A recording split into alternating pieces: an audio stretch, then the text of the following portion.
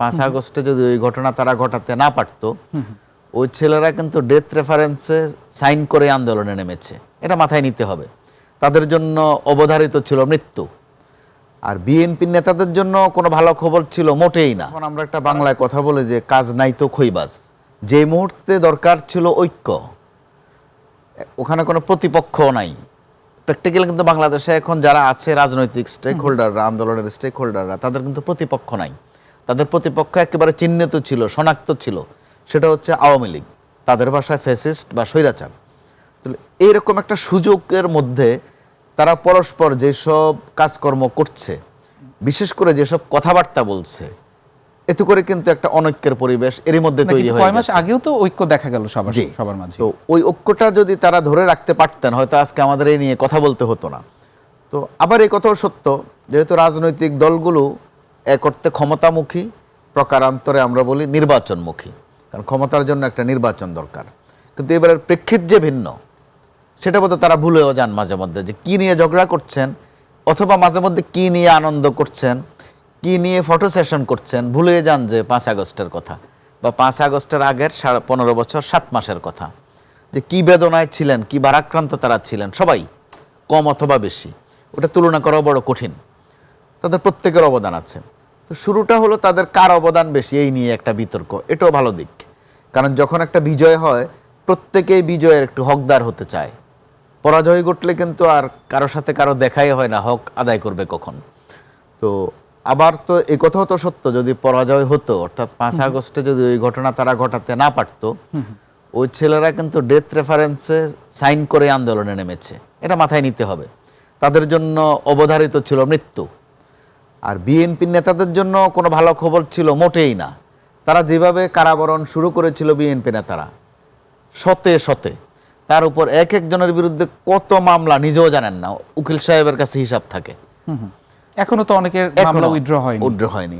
তো ওই রকম একটা যাতনার থেকে যে তারাও রক্ষা পেয়েছেন, তাদের কাজে কর্মে বা সাম্প্রতিক কথাবার্তায় কারোই কিন্তু মনে হচ্ছে না যে তারা এরকম একটা যাতনার মধ্যে ছিলেন, এরকম একটা বেদনার মধ্যে। কিন্তু পুরোপুরি রক্ষা পেয়েছেন কিনা এই নিয়ে কি বিএনপি নেতাদের মাঝে কোনো শঙ্কা আপনি দেখছেন কিনা? মানে কোথাও না কোথাও তাদের একটা শঙ্কা। চমৎকার একটা প্রশ্ন করেছেন আপনি। বিএনপি নেতাদের মধ্যে একটা শঙ্কা দেখা দিয়েছে। তারা অভিজ্ঞ দল।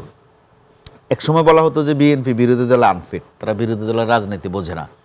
কিন্তু বিএনপি প্রমাণ করে দিয়েছে যে বিরোধী দলের রাজনীতি বরং তারা আরও একটু বেশি বোঝে।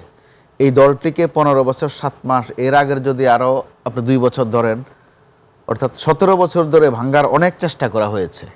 হেন আয়োজন নেই বিএনপিকে ভাঙ্গার, কিন্তু অবাক এবং বিস্ময়কর ঘটনা, বিএনপিকে ভাঙ্গা যায়নি, একটুও ভাঙ্গা যায়নি। যদিও তৃণমূল বিএনপি, আসল বিএনপি, নানান নামে কিছু বিএনপি পয়দা করা হয়েছে, এগুলো ইফেক্টিভ না। বিএনপি ঐক্য দেখিয়েছে। ওই বিএনপির গত কয়েকদিনের যে তৎপরতা, এতে প্রশ্ন জাগে যে তাদের ভয়টা কোথায়। আসলে ভয় আছে। তারা একটা 111 সহ্য করেছে। 111-এর যত যাতনা ম্যাক্সিমাম তাদের উপর দিয়েই গেছে। ক্ষমতাচ্যুতই নয়, শুধু ভোগান্তি, যন্ত্রণা তারা পুহিয়েছেন, মামলা মোকদ্দমা, স্বজন হারানোর বেদনাও আছে, গুম আছে, খুন আছে, অনেক যন্ত্রণা তাদের। না, এবারে তো 111-এর কথা বিভিন্ন সময়ে বিভিন্ন বক্তব্যে বলছেন, মানে এই আশঙ্কাটা কেন? এবারের প্রেক্ষাপটটা তো ভিন্ন। 111 তারা কিছু নমুনা দেখছে। আমরা গণমাধ্যমের জায়গা থেকে যে নমুনাগুলো আমরাও বুঝি বা তারাও আমাদের কাছে বলেন, সেটা হচ্ছে, একটা হচ্ছে যে নির্বাচনটা লেন্দি হচ্ছে, এটা তাদের মধ্যে একটা ভয় কাজ করে, এবং তারা এর মধ্যে এটা জানিয়েছে যে আরেকটা 111 যেন না আসে, স্পষ্ট করেই বলেছে। অথবা আবার যেন -2 চিন্তা কারো না আসে, এই কথাও বলেছে যে বিএনপিকে বাদ দিয়ে যেন কেউ কিছু চিন্তা না করে। এগুলো একদম মনের সুখে বলেছে বা কথার ছলে বলেছে তা নয়। সর্বশেষ যেটা যোগ হয়েছে, স্পষ্ট করে বিএনপির দিক থেকে পরিষ্কার করে বলা হয়েছে এবং অত্যন্ত শালীনভাবে বলা হয়েছে যে যেখানে ছাত্রদের 3 জন প্রতিনিধি আছেন, অর্থাৎ উপদেষ্টা 3 জন আছেন, ওখানে আবার ছাত্রদের একটা সংগঠন, অর্থাৎ বৈষম্য বিরোধী ছাত্রদের। বিএনপি এটার মধ্যে একটা সংঘর্ষ দেখছে। তারা ঠিক সরকারের বিরুদ্ধে, সরকার নিরপেক্ষ নয়, এই ধরনের অভিযোগ করেননি।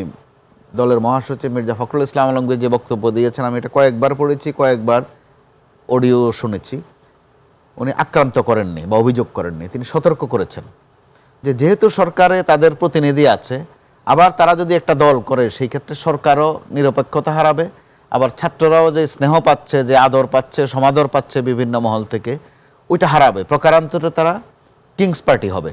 তো কিংস পার্টি ইংরেজি শব্দ, আসলে এটা একটা গালি। অর্থাৎ সরকারের ছত্রছায়ায় জন্ম নেওয়া বা বেড়ে ওঠা। তো বিএনপি ওই আশঙ্কাটা ব্যক্ত করেছে। ছাত্রদের দিক থেকে রিয়েকশনটা হয়েছে একটু আক্রমণাত্মক ভাষায় বা কিছুটা উপদেষ্টা নাহিদ একটা স্ট্যাটাসও দিয়েছে অসম্মানজনক ভাষায়, সেটা মানায়নি ছাত্রদের কাছ থেকে। বিএনপির, বিশেষ করে বিএনপি মহাসচিব ওইটা প্রত্যাশা করতে পারেন না। তিনি মার্জিত মানুষ, নম্র ভদ্র, কথাও বলেন গুনে গুনে, শব্দ গুনে গুনে কথা বলেন। তো সেটাও গত কয়েকদিনে কিন্তু মোটামুটি একটা ফয়সালার দিকে আবার যাচ্ছিল। কিন্তু এর মধ্যে আপনি দেখেন আবার নানান উপাদান কিন্তু এর মধ্যে যোগ হয়ে গেছে, একটার পর একটা, যেগুলো হিসেবের বাইরে, কারো ধারণার মধ্যেও নাই। যেমন এই মুহূর্তে আমার কাছে যে তথ্য মধ্যরাতে শুরু হতে পারে রেলওয়েতে, তো এটা তো তবুও আভাস পেয়েছি যেহেতু তারা একটা ডিক্লারেশন দিয়েছে। জি, কিন্তু এমন এমন ঘটনা ঘটছে যেটা ডিক্লারেশন নাই, আচমকা, যেটাকে বলে আচমকা ঘটে যাচ্ছে। আবার এরকম সময়টাতে যারা বিতাড়িত বা পতিত আমরা যাদেরকে বলি, ক্ষমতাচ্যুত হয়েছে, তাদের মধ্যে কিন্তু একটা উল্লাস দেখা যাচ্ছে। তো তাদের উল্লাসটা তারা প্রকাশের জন্য রাজপথে নামার তাদের শক্তি নাই, এটা হচ্ছে সত্য কথা। তো তারা ভরসা করছে ভার্চুয়াল মিডিয়ায়।